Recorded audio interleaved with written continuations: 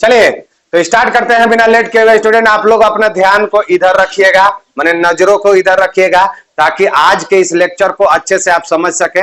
अभी तक हम लोगों ने क्या देख लिया है कि ह्यूमन हेल्थ एंड डिजीज के अंदर पूरा डिजीज के बारे में कंप्लीट स्टडी किया है अकॉर्डिंग टू एनसीईआरटी, और कुछ ऐसा लगा जो बाहर से भी हल्का बता दिए हैं, लेकिन पूरा डिजीज के बारे में नहीं हम लोग देखे। लेकिन जरूरत नहीं है, जितना नीट में क्वेश्चन आता है या 12th के रिगार्डिंग जो भी क्वेश्चन आते हैं वो सब इतना में कवर हो जाएंगे, उससे बहुत एक्स्ट्रा आप लोगों को बता दिया गया। ठीक है, तो आज अब जो उसी में एक टॉपिक स्टार्ट करने जा रहे हैं जिसका क्या नाम है, इम्यूनिटी। क्या नाम है, इम्यूनिटी। और इम्यूनिटी को स्टार्ट करने से कबल माने पहले हम क्या करते हैं कि इसके बारे में एक चीज जरूर यहाँ पे बताते हैं, जो यहाँ पे लिखा हुआ है, जो आप शाहरुख खान का डायलॉग आपको याद होगा चेन्नई एक्सप्रेस के अंदर, याद है ना कि don't underestimate the power of common man. समझ में आ रहा है ना? तो उसी की तरह मैंने ये रियलाइज किया इतने दिन पढ़ाने के क्रम में कि ये जो डायलॉग्स है ये हमारे इम्यूनिटी पर पूरे अच्छे तरीके से फिट बैठता है और हमारे बॉडी पर फिट बैठता है, और इसको और हमारे इस उम्मीद को, इस विश्वास को और गहरा कब हो गया, जब कोरोना काल आया तब। यानी कि कोरोना काल तो और विश्वास को इसलिए गहरा कर दिया क्योंकि क्या लिखे हुए हैं ऊपर कि don't underestimate the power of our body, यानी कि हमारे बॉडी के पावर को आप अंडर एस्टिमेट नहीं कर सकते। यानी कि कहने का यह मतलब है कि क्या कहना चाह रहा है। अभी इम्यूनिटी समझने से पहले दो तीन बातों को आपको समझना जरूरी है। पहला चीज ये समझना जरूरी है स्टूडेंट कि इम्यूनिटी एक्चुअली में है क्या, या पहले आप ही समझिए कि अभी हम लोग पूरा डिजीज के बारे में कंप्लीट स्टडी किए हैं। आप देखे होंगे कि इतना डिजीज के बारे में पढ़ लिए कि किसी को सर्दी खांसी होगा या जब भी आप कुछ खाने जाइएगा तो आपको हो सकता है कि दिमाग में तुरंत याद आ जाए कि हमेशा बीमारी गंदा खाना, गंदा पानी, या मच्छर आपको काट दे तो आपको ये लगेगा कि कौन वाला होगा अब हमको बीमारी। समझ में आ रहा है ना? तो आदमी एक डर सा जाता है। जब पढ़ने के बाद क्या होता है, ऐसे हम लोगों के साथ भी हुआ था कि वही दिन है कि आज भी जो है हाइजेनिक फूड और अनहाइजेनिक फूड के अंदर डिस्ट्रीब्यूट करके, और कभी भी एकदम मजबूरी होता है तभी जाकर के हम लोग खाते हैं, नहीं तो ऐसे नहीं खाते, क्योंकि पता चलता है कि भाई ये बीमार कर सकता है। और कई बार ऐसे गलती करने के बाद आप लोग भी इसका भुक्तभोगी हुए होंगे और हम लोग भी हुए थे। ठीक है ना? तो कहने का मतलब है कि एक डर सा आ जाता है हमारे बॉडी के अंदर कि इतना सारा एक्सपोजर, लेकिन फिर भी हम लोग इतना चीज खा रहे हैं पर डे, हवाओं में चल रहे हैं, इतना लोगों को सर्दी खांसी हो रहा है, लेकिन फिर भी हम बीमार क्यों नहीं पड़ रहे हैं? उसके पीछे का क्या रीजन है? तो उसके पीछे का एक ही रीजन है स्टूडेंट, वो है हमारा बॉडी। और बॉडी के अंदर जो पाया जाता है क्या, इम्यूनिटी, वो है हमारा मेन रीजन। क्योंकि इम्यूनिटी ऐसा हमारे बॉडी के अंदर एक सिस्टम है जिसके अंदर क्या करता है कि जो छोटे मोटे ये जो हम खाते तो जरूर हैं, भूख लगा क्या करें, मजबूरी में थे, टाउन में चले गए हैं, वहां खाना पड़ जाएगा तो खा तो लेंगे, लेकिन उसके थ्रू कितना बैक्टीरिया और इन्फेक्शन हमारे बॉडी के अंदर आया, लेकिन फिर भी हम बीमार नहीं पड़ते हैं। अगर जिनका इम्यूनिटी अच्छा है वो जल्दी बीमार नहीं पड़ते हैं। तो उसका पीछे का क्या रीजन है कि हम बीमार नहीं पड़ रहे हैं? तो उसके पीछे का क्या रीजन है, इम्यूनिटी है। तो इम्यूनिटी क्या है ये आप देख सकते हैं, ये बोलता है।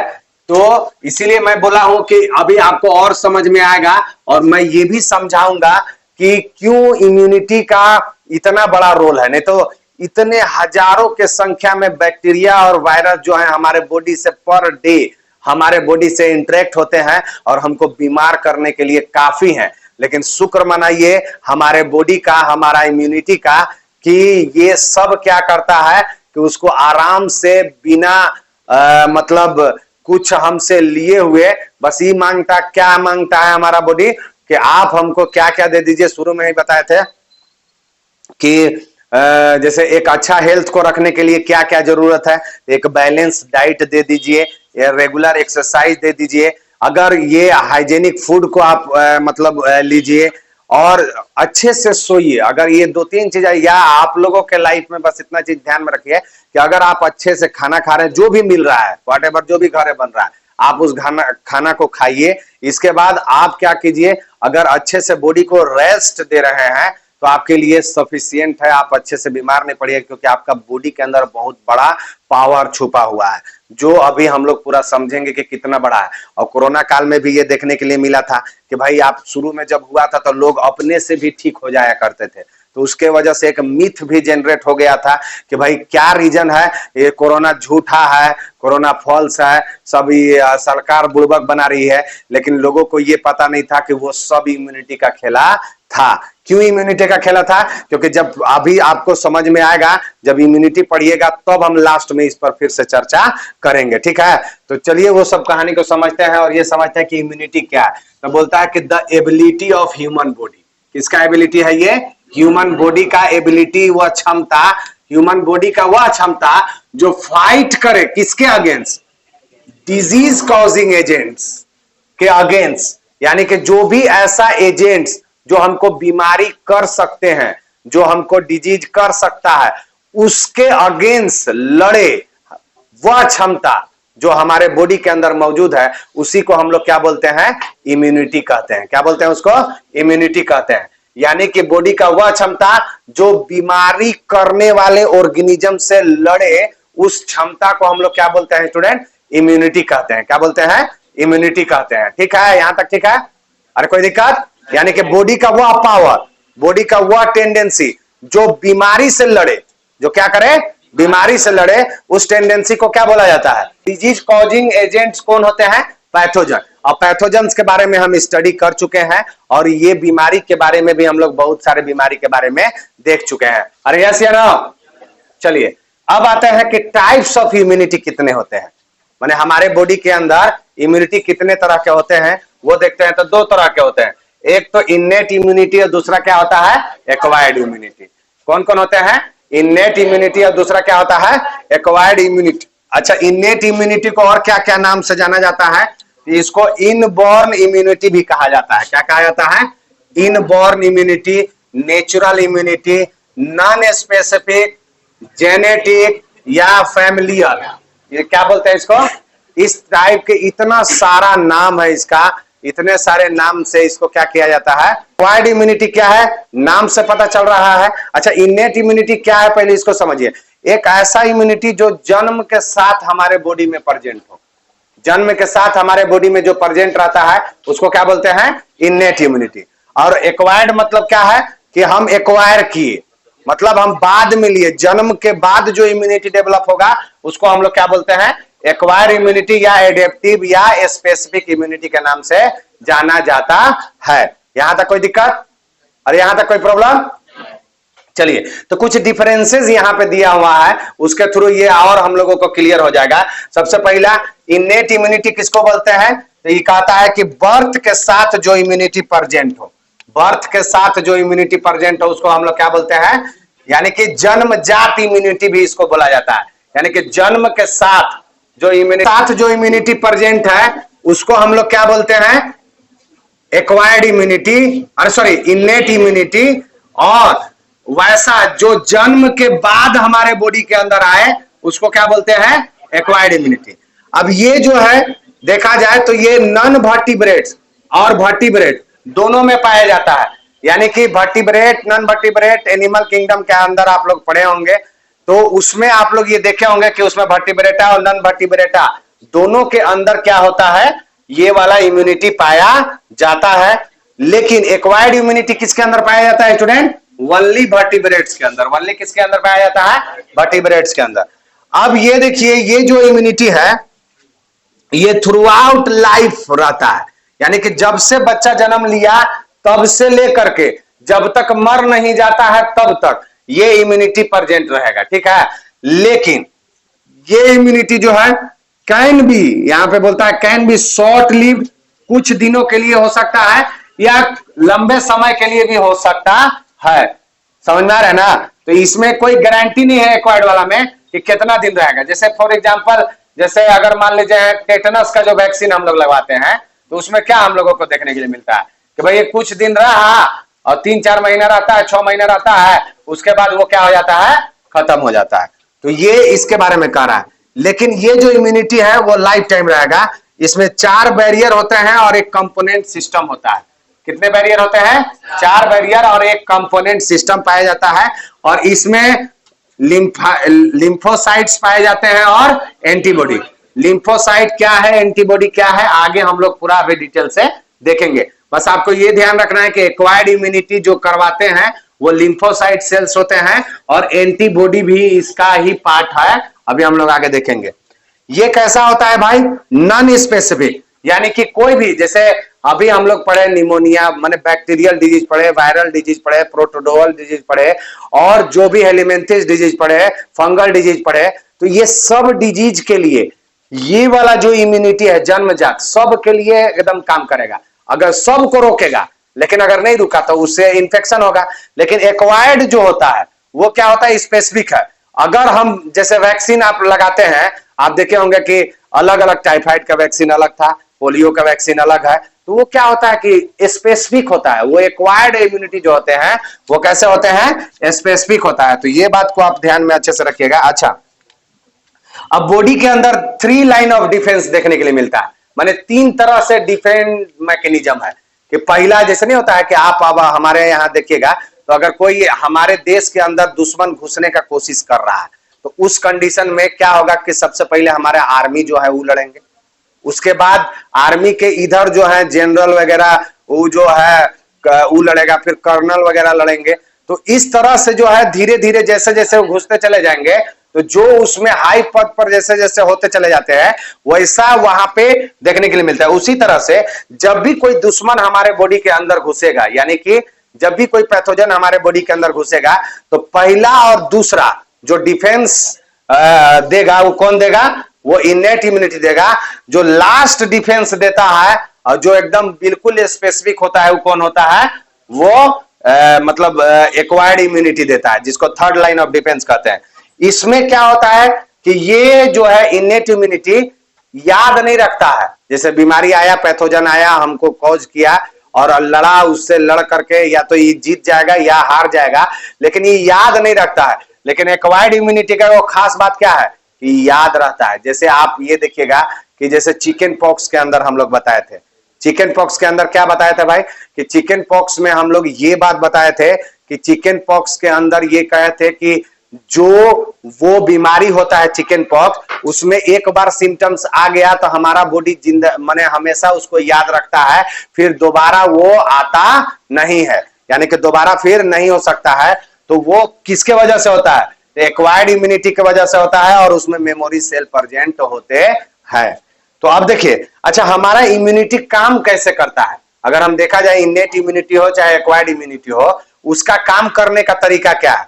तो उसमें क्या होगा कि दुश्मन आएगा, यानी कि जब दुश्मन आएगा तो उसको पहले रिकॉग्नाइज करेगा, माने पहचानेगा कि दुश्मन है कि क्या है, कि अच्छा चीज है माने हमको फायदा करेगा या नुकसान करेगा। उसको पहले हमारे बॉडी के अंदर ऐसे मैकेनिज्म होते हैं कि उसको एक उससे इंटरेक्ट होकर के ये पहचानते हैं कि ये हमको क्या करेगा। तो सबसे पहला काम क्या है? पहचानना। नहीं होता है कि आप जब यहाँ से जाते हैं, बैरियर लगा हुआ रहता है, तो पुलिस आपको रोकवाता है कि रुकिए रुकिए रुकिए, आपका दीजिए, कार्ड दीजिए, ये दीजिए, वो सब चेक करता है। तो आपको पहचानता है, सब आप निकाल के दिखाते हैं, आधार कार्ड वगैरह वगैरह सब, तो जानता है अच्छा हाँ लोकल है। अगर उसको ये डाउट हो जाए कि नहीं, मतलब क्यों रोकवाता है? क्योंकि उसको डाउट है कि खबर उसको अब हो सकता है कि मिला हो कि बाहर से कोई आ रहे हैं क्रिमिनल लोग जो यहाँ पे कुछ घटना करने वाले हैं, समझे? तो इस तरह का जो है इसमें सबसे पहले क्या होता है? रिकॉग्नाइजेशन होता है। क्या होता है? रिकॉग्नाइजेशन ऑफ एंटीबॉडी, यानी कि पहले पहचानना है। दूसरा, जब पहचान लिया तो उसके अगेंस्ट कैसे काम करना है। जैसे नहीं होता है कि कोई हेलमेट लगा के नहीं है तो उसको अलग रिस्पॉन्स लोग दिखाते हैं। तो वो अब उन लोग क्या किए हैं? पहचानने के लिए खड़ा है कि कोई दुश्मन अभी अंदर घुसे ना, लेकिन अब कोई ओकरा में हेलमेट नहीं लगा के पहुंच गया, या कोई 3-3 गो लोड करके गया है, तो उसके अगेंस्ट अलग रिस्पॉन्स उन लोग करता है। लेकिन अगर वही दुश्मन जिसको लिए उन लोग खड़ा था वहां बैरियर लगा करके, अगर वो वहां पे आ जाए तो उसके लिए अलग रिस्पॉन्स होगा, कि उसके लिए ही बोला जाएगा कि हेलमेट काहे नहीं लेकर आया था और तुम्हारा ये सब चेक किया जाएगा। जब ये पहचान हो जाएगा कि वो यही वो मेन है दुश्मन, तो उसके लिए अलग एक रिस्पॉन्स भी हमारे बॉडी के अंदर जो है ना वो अलग अलग तरह से। तो पहला नंबर क्या हुआ? पहचानता है, पहले रिकॉग्नाइज करेगा। दूसरा, इसके बाद रिस्पॉन्स करेगा, और जब रिस्पॉन्स कर लेगा तो याद भी रखेगा। क्या करेगा, याद भी रखेगा कि हाँ ऐसे ऐसे दुश्मन आए थे और ऐसे ऐसे मुठभेड़, मान लेते वो दुश्मन आया पहचाना ही, लेकिन उन लोग क्या किया कि बंदूक निकाल करके फायरिंग चालू कर दिया। अब फायरिंग चालू कर दिया तो ये लोग भी क्या करेगा, अपना निकालेगा और फायरिंग चालू करेगा। तो इस तरह से उसमें बहुत सारे लोगों का जान भी जाएगा। तो कहने का मतलब है कि बहुत सारे सेल्स हमारे डैमेज भी हो जाया करते हैं, बहुत सारा सेल्स हमारा उसमें क्या होता है कि डैमेज भी होता है। लेकिन उस कंडीशन से बचने के लिए हमारा बॉडी क्या करता है कि उसको याद कर लेता है कि दोबारा जब ऐसा अगर आएगा तो इन लोग कौन कौन हथियार लेके आए थे, कैसा मतलब क्या क्या चीज से इन लोग लैस था। जब उसको मार के गिराता है ना इधर वाले, हमारा बॉडी जब मार के गिराता है तो उसको पहचान भी लेता है कि अच्छा ओ इन लोग AK-47 लेके आया था और बम भी लेके आया था, उस सब रिकॉग्नाइज कर। या फिर अगर वो छोटा होगा तो हाँ रिवॉल्वर लेके आया था, ये को नहीं होता है, तो ये पहचान हो जाता है। तो उसी तरह से हमारा बॉडी भी काम करता है। तो देखिए जैसा डिफेंस सिस्टम है वैसा ही हमारे बॉडी काम करता है। हम तो ये कहते हैं, अभी और आगे पढ़िएगा तो आपको खुद पता चलेगा कि हमारे बॉडी के सिस्टम को समझ करके ये डिफेंस मैकेनिज्म इतना पूरा अप्लाई किया गया है हर एक जगह। यहां पर भी सब चीज मौजूद है, मिसाइल मौजूद है, हर चीज मौजूद है हमारे बॉडी के अंदर। अभी देखो ना कैसे होता है। अब आइए, तो अब हम लोग क्या करने वाले हैं स्टूडेंट, अब हम लोग देखने वाले हैं किसके बारे में, डिटेल स्टडी करने वाले हैं इनेट इम्यूनिटी के बारे में। इनेट इम्यूनिटी क्या है भाई, तो ये 4 तरह के होते हैं। कितने तरह के होते हैं, 4 तरह। इनेट इम्यूनिटी क्या है वो हम लोग जान गए, क्लियर है, यानी कि ऐसा इम्यूनिटी जो जन्म के साथ प्रेजेंट। अच्छा उसका एग्जाम्पल क्या है अभी हम लोगों को समझ में आए, जैसे स्किन हो गया हमारा, जैसे हमारे नाक से मुंह से जो म्यूकस मेम्ब्रेन है वो हो गया। हमारे बॉडी के अंदर जो फिजियोलॉजिकल बैरियर है, अभी सब हम लोग यहाँ पे समझेंगे। तो यहाँ पे देखिए इनेट इम्यूनिटी 4 तरह का होता है, फिजिकल, दूसरा फिजियोलॉजिकल, तीसरा साइटोलॉजिकल और चौथा कीमोकाइनेसिस होता है। तो ये हम लोग चारों देखते हैं कि फिजिकल में यानी कि ऐसा इनेट इम्यूनिटी जो हमको फिजिकली प्रेजेंट होता है। जैसे फिजिकली हमारे बॉडी के अंदर क्या प्रेजेंट रहता है, स्किन और म्यूकस मेम्ब्रेन, यानी कि जब भी कोई दुश्मन बाहर से आना चाहता है तो क्या करेगा, ये वाला स्किन के लेयर को क्या करेगा, उसको पार करना होगा। और यस या नो, अगर आप चुपचाप हैं तो स्किन के लेयर को उसको पार करना पड़ेगा। अगर मुंह और नाक के थ्रू घुसना चाह रहा है तो मुंह से घुसना चाह रहा है नाक से, तो वहां पे हमारा क्या है, म्यूकस मेम्ब्रेन है और वहां पे सीलिया भी है। जैसे नाक के अंदर नहीं होता है कि सीलिया होता है, तो ऐसे घुस भी गया तो एक तो म्यूकस मेम्ब्रेन उसको चिपका देता है। और जो बताया था ना सर्दी में वो जो बाहर निकलता है तो क्या करता है हमारा बॉडी, उसको ये कहता है कि बाहर निकलो, लेकिन हम लोग क्या करते हैं, शर्ट ऊपर खींचते रहते हैं। तो बॉडी कह रहा है कि भैया उसको बाहर फेंको, इसमें दुश्मन आया हुआ है। क्या आया हुआ है, दुश्मन। लेकिन हम लोग काहेला माने जाए, हमको खींचने में मजा आता है, समझे ना। तो कुछ लोग खींचा, अरे आ रहा है तो जा करके बाहर से उसको बाहर निकाल के फेंकिए। बॉडी कह रहा है कि आया है, ओकरे बार बार आप एकदम रिपीट किए हुए हैं जब देखिए तब, समझे। तो ऐसा नहीं करना है। तो ये क्या है, हमारा फिजिकल बैरियर है। अब देखिए स्किन वाला क्या, स्किन में स्ट्रेटम कॉर्नियम, जैसे स्किन का लेयर होते हैं 4-5 लेयर होता है, उसमें एक स्ट्रेटम कॉर्नियम जो होता है वो नॉन लिविंग होता है। जब उसको पार करना चाहेगा तो वहां से वो अलाउ नहीं करता है कि पार हो यहाँ से, तो वो क्या होगा, पार नहीं होने देता है, तो उधर से नहीं जाता है। अब इसका एक अगर बढ़िया एग्जांपल समझना है तो आप क्या समझ सकते हैं, जैसे किसी कोई जल गया, जैसे आग से जल गया, तो आग से जलने के बाद क्या बोला जाता है, आग से जला तो स्किन लेयर जल गया पूरा। तो अब क्या है ना कि अंदर में वो जहां से आग से जला हुआ है उसमें बोला जाता है कि कोई भी चीज का एक लेप चढ़ाइए जल्दी। इवन ये भी बोला जाता है कि मिट्टी है तो मिट्टी चढ़ा दो, नाली है तो नालियों को लोग चढ़ा देता है। लेकिन कोशिश ही करना चाहिए घर में कोई भी क्रीम है उसको धर के वो लगाइए, इसलिए कि वो एक्सपोज हो गया। अब कोई भी एनवायरमेंट में जो बैक्टीरिया वायरस घूम रहा है उधर से अब तुरंत घुस जाएगा जने से जलल है। इसीलिए क्या करता है कि उसमें पूरा आपको कैसू लेयर चढ़ाना है। तो जब क्रीम आप घरे ऊला लगा दीजिएगा ना उसपे, तो एक लेयर बन जाएगा, उधर से घुसना माने कम हो जाएगा तब ना। नहीं तो उसको पता चलेगा कि इधर से घुस गया बैक्टीरिया या वो वायरस इधर से घुस गया, जो हमारे बॉडी के अंदर घुसने का ताकत नहीं रखता था स्किन की वजह से। तो ये देखने के लिए मिलता है। अब दूसरा क्या आता है, फिजियोलॉजिकल बैरियर। फिजियोलॉजिकल बैरियर में क्या क्या होता है स्टूडेंट, जैसे फीवर, जैसे हमको मान लीजिए कोई बीमारी हुआ तो हमारा बॉडी क्या करता है, फीवर बुखार को चढ़ा दे। बुखार चढ़ने को खराब मानते हैं, लेकिन बुखार चढ़ना क्या है, हमारा बॉडी हमको इंडिकेट कर रहा है कि आपके बॉडी के अंदर कोई ना कोई प्रॉब्लम हुआ है। आप इस बात को समझिए। तो ये फीवर क्या है, फिजियोलॉजिकल बैरियर है। जब बुखार चढ़ेगा, याद कीजिए वो मलेरिया वाला हीमोजोइन रिलीज होता था, तो उससे फीवर वाला में क्या करता था, बॉडी के हीट सेंटर को डेवलप कर देता था। तो हीट सेंटर जब बॉडी हीट हो जाएगा तो जो पैथोजेंस हैं, जो भी हमको ये इन्फेक्शन करने वाले हैं, वो क्या होते हैं, जब हीट बॉडी के अंदर बढ़ जाता है तो शांत हो जाते हैं, समझे। तो ये भी एक फिजियोलॉजिकल बैरियर है जो हमको नेचुरली मिला है। स्वेलिंग हो जाना, सूजन, नहीं तो मार के सूजा दिया, अरे सूजन हो गया, वो हमारा इंडिकेशन है कि आपको सूजन काहे हुआ है, आप समझिए। जैसे नहीं होता कि पैर में सूजन हो गया, तो आपको इंडिकेशन दे रहा है कि कोई ना कोई आपके बॉडी के अंदर प्रॉब्लम है। वो तो सुझा दिया आपको, मैकेनिज्म है आपका बॉडी का कि जब तक अगर सूजेगा नहीं ना, जहां पे चोट लगा वहां सूजेगा नहीं, तो दर्द बहुत ज्यादा करता है। जैसे कभी हड्डी में लग गया था, हड्डी में सूजन जल्दी नहीं होता है, तो उसमें बड़ी भयंकर दर्द करता है, लेकिन अगर मसल्स में लग गया है तो वहां जैसे सूजेगा तो फिर दर्द आराम हो जाता है। तो ये भी क्या है हमारे, ये है। दूसरा क्या है, पीएच है। पीएच कहां कहां होता है, तो अब देखिए, मान लेते हैं कि इधर से म्यूकस मेम्ब्रेन को क्रॉस करके चला भी गया, खाना के साथ चला गया, तो पेट में एसिड मौजूद है, स्टमक के अंदर एसिड मौजूद है, जिसका पीएच इतना है कि अगर हाथ में ले लो तो हाथ को इधर से छेद करके पार हो जाए। किसी के चेहरा पर मार दो तो ये भी एसिड से ज्यादा जो इधर मिलता है ओकरो से ज्यादा एसिडिक है, तो वो एसिडिक है। तो वो एसिडिक स्टोमक के अंदर भी पाया जाता है, वेजाइना के अंदर भी पाया जाता है, ताकि उधर से जो भी इंफेक्शन एंट्री करे तो उसको मारने का काम करता है। अब अगला क्या है, लाइसोसोम, लाइसोजाइम। वो कहां पाया जाता है, टीयर और सलाइवा, आंसू, और जैसे आंख में कोई भी चीज आता है तो तुरंत आंख क्या करता है, आंसू को सिक्रिट करता है। तो लोग बोलता है ना, रोने लगा, समझ ना, अरे गया तो उसका मैकेनिज्म है ही, वो बता रहा है कि कुछ न कुछ आंखों के अंदर तकलीफ हुआ है। अरे यस या नो, कोई रो रहा है तो मतलब आंखों का तकलीफ हुआ है। वो गाना सुने हो ना कि नैना रे नैना तुझसे बुरा ना कोई, समझ में आ रहा है ना, तो वही वाला यहाँ पे हाल है। तो ये लाइसोजाइम जो है, तो ये आप देखिएगा बहुत सारे, जैसे आंख आ जाता है तो कुछ लोग क्या करते हैं, सलाइबा को सुबह सुबह के, बोला जाता है कि सुबह का सलाइबा को निकाल करके अब आंखों में लगाएं। अगर दवा नहीं मिल रहा है आपको, तो दवा नहीं मिल रहा है तो आप सुबह जब उठे तो उस सलाइबा को निकाल करके आंखों में लगाया जाता है। तो उससे क्या होता है भाई, तो उसके अंदर क्या पाया जाता है, लाइसोजाइम, और जो वायरल जो भी इंफेक्शन हुआ है उसको क्या करेगा, वो मारने का काम करेगा, क्योंकि ये एंटीबायोटिक की तरह काम करता है। तो ये हुआ फिजियोलॉजिकल, फिजियोलॉजिकल बैरियर। अब साइटोलॉजिकल बैरियर क्या है, ब्लड। ब्लड क्या है, हमको तो नेचुरल मिला हुआ है, बच्चा जैसे जन्म लिया तो उसके बॉडी के अंदर बह रहा है, तो ये सब नेचुरली हमको मिला हुआ है। इसमें जो मोनोसाइट सेल है, अब ये मोनोसाइट का, अगर आप पढ़े होंगे ब्लड में 11th क्लास में, WBC का टाइप, ब्लड सेल का अगर टाइप पढ़े होंगे तो उसमें ये सब monocyte, macrophages, NK cell, natural killer cell और न्यूट्रोफिल, ये सब पढ़े होंगे।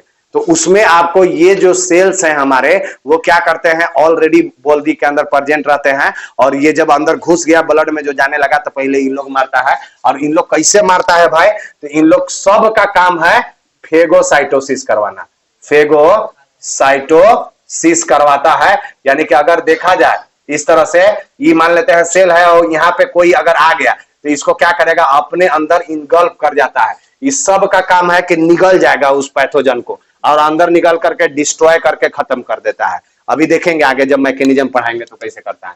उसी तरह से हमारे बॉडी के अंदर जो है और है कुछ कीमोकाइनेसिस। कीमोकाइनेसिस में क्या आता है, माने कुछ बॉडी के अंदर केमिकल पाए जाते हैं जो इसके अगेंस्ट काम करते हैं, जो पैथोजन हमारे बॉडी के अंदर। जैसे एक सबसे इंपॉर्टेंट है इंटरफेरोन। इंटरफेरोन क्या है, वायरल इंफेक्टेड सेल के अंदर देखने के लिए मिलता है। मान लेते हैं कि ये सेल है, इसमें किसका इंफेक्शन हो गया, ये वायरस का इंफेक्शन हो गया। किसका हो गया, वायरस इंफेक्शन। तो अब क्या करेगा, अब देखिएगा, वायरस इंफेक्ट किया इस सेल को, अब इस सेल क्या करेगा, एक केमिकल निकालेगा जिसका नाम है इंटरफेरोन। अब ये इंटरफेरोन निकल करके अगला सेल को कह देगा कि देख भैया, हमारा तो कब्जा में कर लिया है, लेकिन हम इसलिए आनकर तुमको कह दे रहे हैं, इंफॉर्मेशन दे रहे हैं कि अब तुम सतर्क हो जाओ। तो ये क्या करेगा, अपने चारों तरफ एंटीवायरल एक कोटिंग डेवलप कर लेगा। तो ये वायरल इंफेक्टेड सेल अगर चाहेगा कि इसको भी जाके अफेक्ट कर दे, तो उस समय इसको अफेक्ट जल्दी से नहीं करने पाएगा। अरे यही रीजन है ना, जैसे मान लीजिए रेस्पिरेटरी ट्रैक में इंफेक्शन हुआ तो वो बढ़ करके बहुत सारा ऐसा वायरल डिजीज है जो कॉमन कोल्ड रेस्पिरेटरी तक ही रह जाता है, नहीं तो वो क्या होता, बढ़ करके यहाँ लंग्स तक चला जाना चाहिए था। लेकिन ऐसा क्यों नहीं होता, क्योंकि एक इधर हो रहा है, इधर ही परेशान था, तो आगे वाला सेल को ऑर्डर दे दिया तुरंत, और आगे वाला सेल क्या होगा, इन्फेक्शन उसमें नहीं होगा। तो इस तरह से होता है। अब यहां पे देखिए ये हो गया, हाँ, तो और दूसरा क्या है, इंटरल्यूकिन फर्स्ट, ये भी एक केमिकल है जो ल्यूकोसाइट सिक्रीट करते हैं। क्या करते हैं, ल्यूकोसाइट। ल्यूकोसाइट किसको बोला जाता है, डब्ल्यूबीसी को। अब डब्ल्यूबीसी सिक्रीट करके क्या करता है, उसको पहचान करके, और उसमें जो फीवर वगैरह जो बढ़ता है ना हमारे अंदर, तो वो इसका भी उसमें बहुत सारा रोल रहता है। तो इस तरह से आपने क्या देखा, इनेट इम्यूनिटी का टाइप देखा। और इनेट इम्यूनिटी जो होता है 4 तरह का होता है, फिजिकल, फिजियोलॉजिकल, साइकोलॉजिकल और कीमोकाइनेसिस। अब इसमें 2-3 चीज ये देखना है कि फिजिकल और फिजियोलॉजिकल बैरियर जो है first line of defence mechanism show करता है, और सेलुलर और साइटोकाइनिन बैरियर जो है second line of defence mechanism show करता है। हम लोग एक्वायर्ड इम्यूनिटी में, इनेट इम्यूनिटी में अभी पढ़े थे ना कि फर्स्ट और सेकंड लाइन ऑफ डिफेंस करता है। तो अब कैसे ये फर्स्ट लाइन और सेकंड लाइन क्या है डिफेंस, आगे हम लोग समझेंगे कि कैसे काम करता है। ठीक है, तो ये चीज। अब आते हैं एक्वायर्ड इम्यूनिटी। एक्वायर्ड इम्यूनिटी क्या है, नाम से पता चल रहा है कि जन्म के बाद जो हमारे बॉडी इसको क्या करेगा, एक्वायर करेगा। इसको एक्वायर्ड इम्यूनिटी बोलते हैं, यानी कि एक्वायर्ड ड्यूरिंग लाइफ टाइम, यानी कि प्रेजेंट होता है बर्थ के साथ। ये एडेप्टिव इम्यूनिटी होता है, एडेप्ट कर लेता है, और स्पेसिफिक फॉर पैथोजन, यानी कि अलग अलग पैथोजन के लिए अलग अलग इम्यूनिटी हमारे बॉडी के अंदर डेवलप होता है। इसमें 2 तरह का होता है, एक एक्टिव होता है, दूसरा पैसिव होता है। एक्टिव को क्या बोला जाता है, मैन्युफैक्चरर एंटीबॉडी, और ये पैसिव को क्या होता है, रेडीमेड एंटीबॉडी। तो बार बार यहाँ पे एक टर्म आ रहा है, एंटीबॉडी एंटीबॉडी एंटीबॉडी। ये एंटीबॉडी क्या है भाई, तो उसको अब हम लोग समझते हैं। अब क्या होता है कि मान लेते हैं कि हमारे डमरू भैया है, कौन भैया है, डमरू भैया। अब डमरू भैया को एक पैथोजन है जो डमरू भैया के बॉडी के अंदर क्या करेगा, इंटर कर गया, मान लेते हैं क्या कर गया स्टूडेंट, इंटर कर गया। तो अब कोई भी पैथोजन हो उसके अंदर 2 प्रॉपर्टी होता है। एक तो प्रॉपर्टी होता है डिजीज कॉज करने का, और दूसरा होता है एंटीजेनिक प्रॉपर्टी होता है। एंटीजेनिक मतलब एंटीजेन, यानी कि जो भी पैथोजन है उसको हम लोग क्या बोलते हैं, एंटीजेन। एंटीजन क्या है, तो यहां देखिए जेन मतलब क्या होता है, जेनरेट करने वाला। किसको, एंटी मतलब क्या होता है, एंटीबॉडी। यानी कि ये एक एंटीजन ऐसा एंटीजन है जो एंटीबॉडी को जेनरेट करवाएगा। क्या करवाएगा, एंटीबॉडी। बस पहले समझिए कि अब देखो ये जो हमारे भैया हैं इनके अंदर मान लेते हैं ये पैथोजन घुस गया। तो पैथोजन घुस गया तो क्या होगा कि पैथोजन जैसी घुसेगा तो एक तो इनके पास क्या प्रॉपर्टी है कि डिजीज करवाएंगे, तो ये क्या करेगा, इन्फेक्शन करेगा, हमको डिजीज करेगा। दूसरा क्या प्रॉपर्टी है, एंटीजेनिक प्रॉपर्टी है। तो इस एंटीजेनिक प्रॉपर्टी को देख करके हमारा बॉडी क्या करता है कि हमारे बॉडी के अंदर गन तैयार करता है। क्या तैयार करता है स्टूडेंट, गन बंदूक।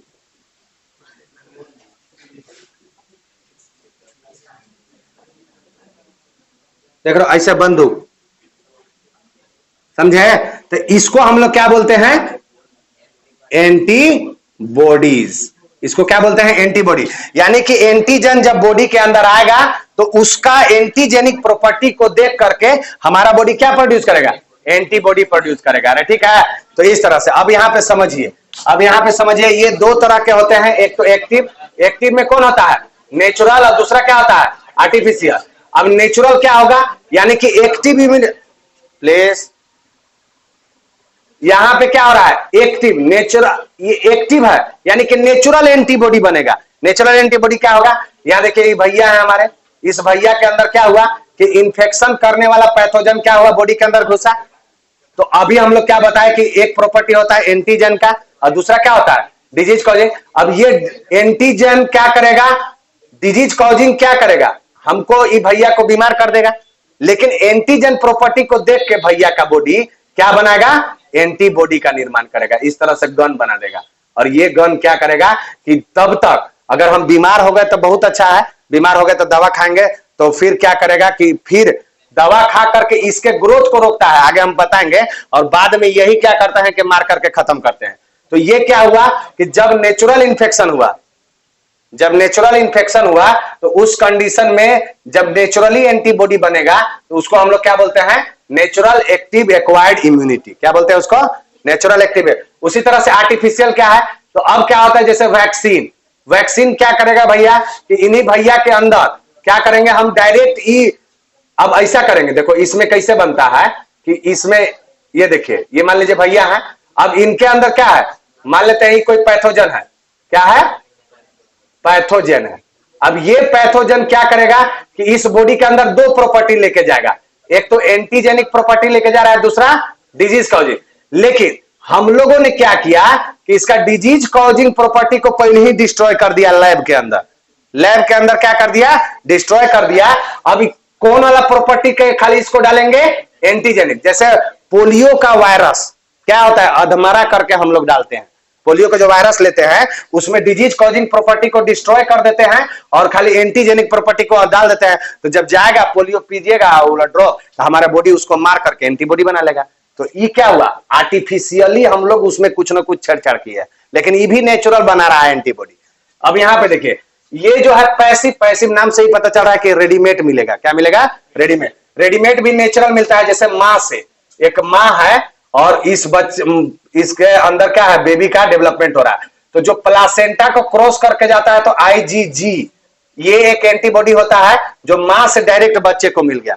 दूसरा कोलेस्ट्रॉम, कोलेस्ट्रॉम जो है IgA, ये कहां से मिलता है? कोलेस्ट्रॉम से। यानी कि दो चीज, बच्चा भी मां के गर्भ में है, उस प्लासेंटा को क्रॉस करके चला गया। एक मां जब बच्चा जन्म ले लिया तो मां का जब मिल्क फीडिंग करेगा तो उससे क्या करेगा कि ये जो है ये अपना एंटीबॉडी ले लेगा। तो दो ठो क्या मिला? रेडीमेड। बच्चा में जो छोटा बच्चा है जिसको जन्म जाते मिल गया, उसको क्या मिल गया? जन्म जात। लेकिन अब देखिए आर्टिफिशियल इसमें क्या है?